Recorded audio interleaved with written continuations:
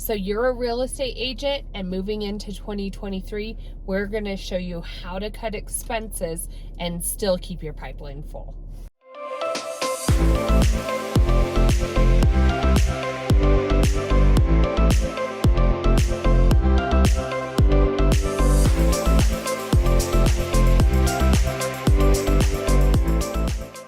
Hey everyone, Lori and Kayleen with the Finest Agents. If it's your first time to our channel, as always, hit the subscribe button or the bell as we go over our secret sauce on how we grew our real estate business from we grew it in only our third year to $850,000 in commission in just our third year, as I said, and over 52 million sales volume.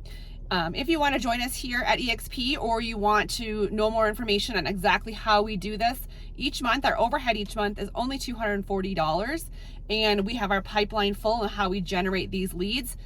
We have a subscription service coming in March of 2023. Could change your real estate business. Reach out if you want more information. There's a link below, or reach out 719-367-6880.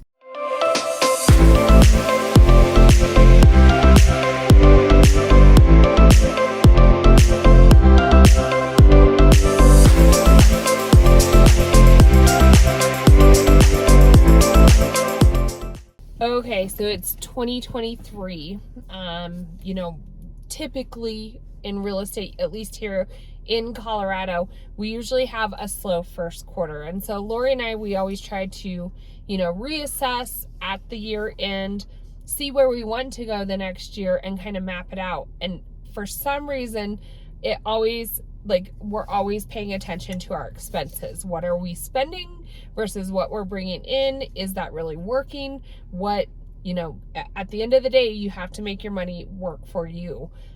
Real estate is so much of marketing, and there's so many different technologies out there. What's the best use of your money to keep that pipeline full?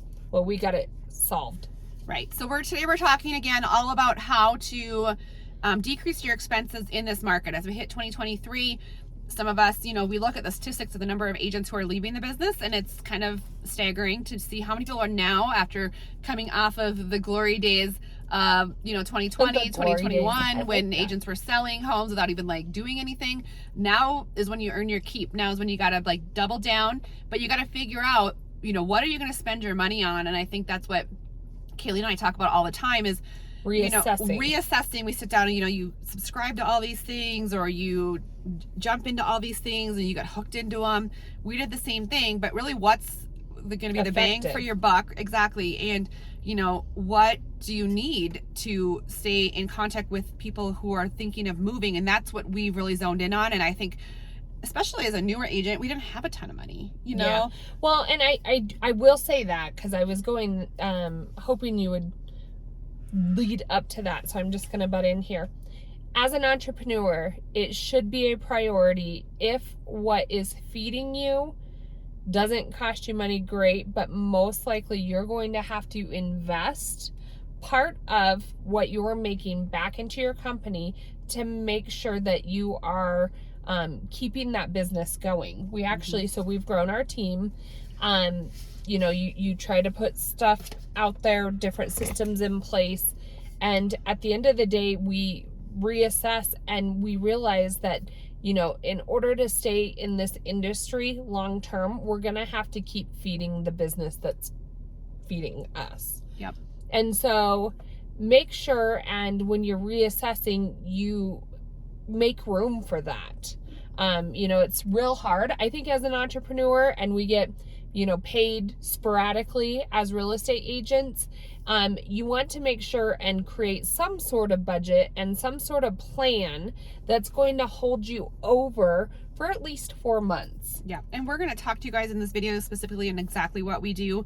It's to keep our overhead low. I think if we had to, we could keep our overhead to $240 a month, and we're going to kind of talk to you about what that looks like. Which at any point, that's crazy low. You can't even have a car payment for that. You can barely have your car insurance payment for that. You can't even send postcards out for that much, No. And so we've done everything. Trust us. We have we've done a lot as far as when it comes to marketing. We've only been in real estate 4 years, but I think we've tried just about everything. I think we have. Like we've done door knocking, we've Mm-hmm. delivered presents, we've farmed neighborhoods with postcards. We have got presents done, for like, expireds. Our We've done luxury everything. marketing package. Yeah. You remember when we did that? We did so much, and we never really generated a lead from it. And we were pretty consistent. We were pretty persistent on all this. Like, if you know, Kaylin and I were pretty stubborn. We're going to get shit done. Make it work. We're going to make it work. That's what we've always said. And, you know, once you figure out that sweet spot in marketing, you know, that's when it really takes off. And we also, this last year, so it's your first time to our channel, Kaylin and I love video marketing. Like, that is where our bread and butter is. That is what we talk about, we preach about. If you're not doing it, I don't care if you're 80 or 10 or 100 pounds or 450 pounds. Like, everyone thinks they have to be this certain persona in order to do video. Nope. That's not true at all. Or have a bunch of tech skills. I have zero tech. I mean, hardly. You have some. I mean, I can go in the back end, I but have I'm even not less going than to her, though. I'm not going to code anything or put any API keys in, or like, I will figure out how to do it. In fact, we messed up our thing by putting in an API key, and we were like, show you how to hire like a virtual assistant to do all that. But you know, we love video marketing, but this last year we were doing it. We're like, hey, maybe we should try. We got kind of fed into, maybe we should try doing some of those drip Facebook ads again. We spent, you guys, full disclosure, $30,000 this last year to try to think that could be another lead source for us. We're doing great, but we just like, well, why not? Why not? If we do have this money, let's just try. And maybe this will be that we fell flat in our face. Yep, that was a failure moment. We're still picking ourselves back up right now from that one. Yep.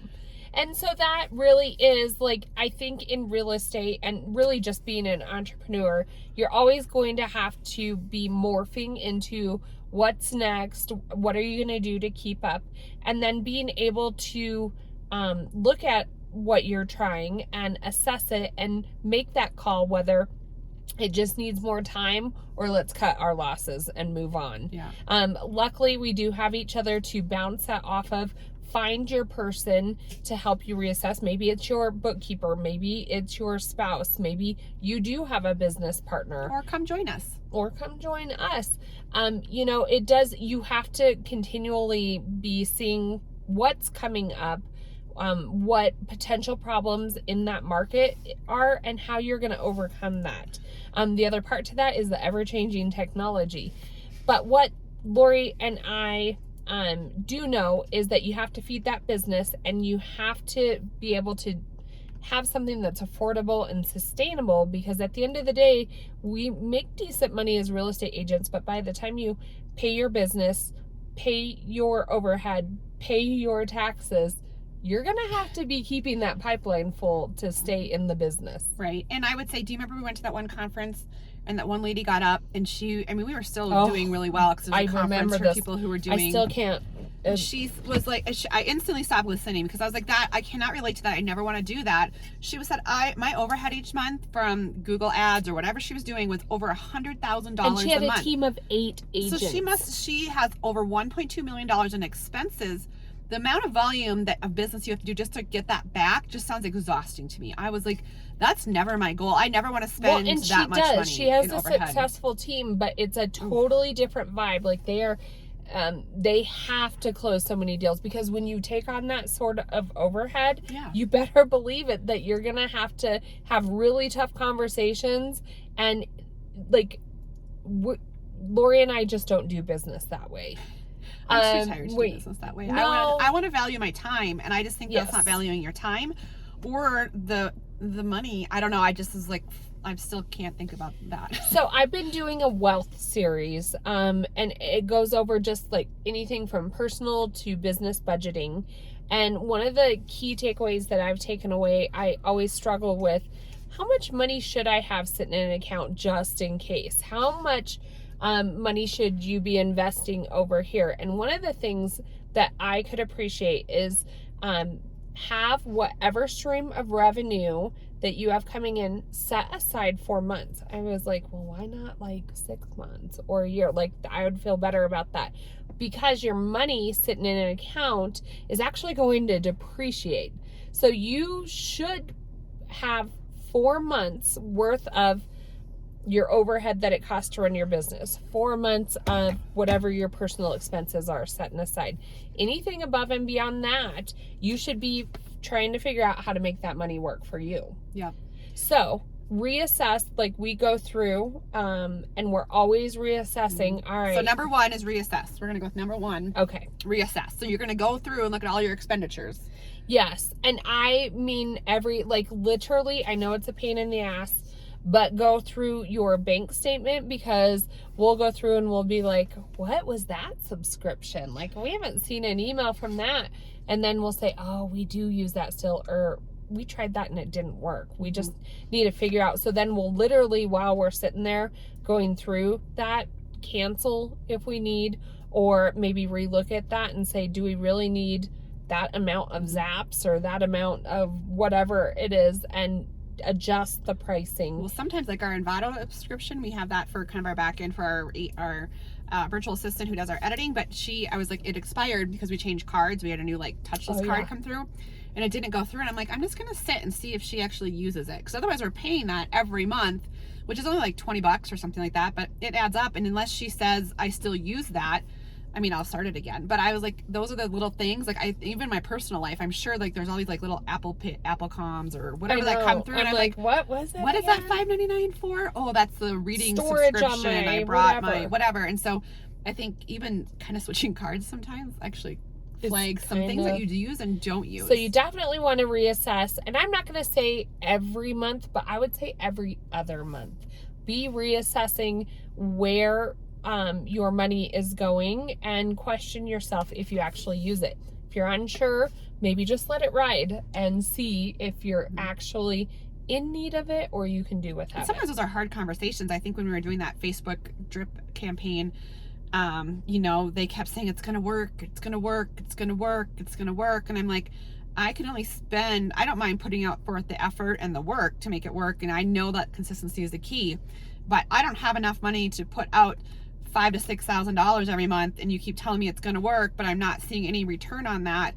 I mean, at what point am I going to have to like work so hard to earn that money back? I think that was, you know, just part of that. I think, and it was a hard conversation. I think it's not easy to have, but in the end, business is business. Yeah. Something you got to learn, and it's not easy to sometimes, especially if you know, like them, or you know that their business rides on your money coming in, you know, what that looks like. But at the end of the day, if we kept doing that, we would be so far out now, it'd be ridiculous. And we tried it. I think it's always good to try new things. And you know, what if we never did video, we would never have known the lucrative part of doing video and if we weren't consistent. But the thing about video is our overhead is so minimal. I mean, it's just right now, you guys, we're filming, and we have a Rode mic for $50. We have I'll show you. It's like, it looks like a little rat, so just go with that. So, and then we have my iPhone, which I use anyways.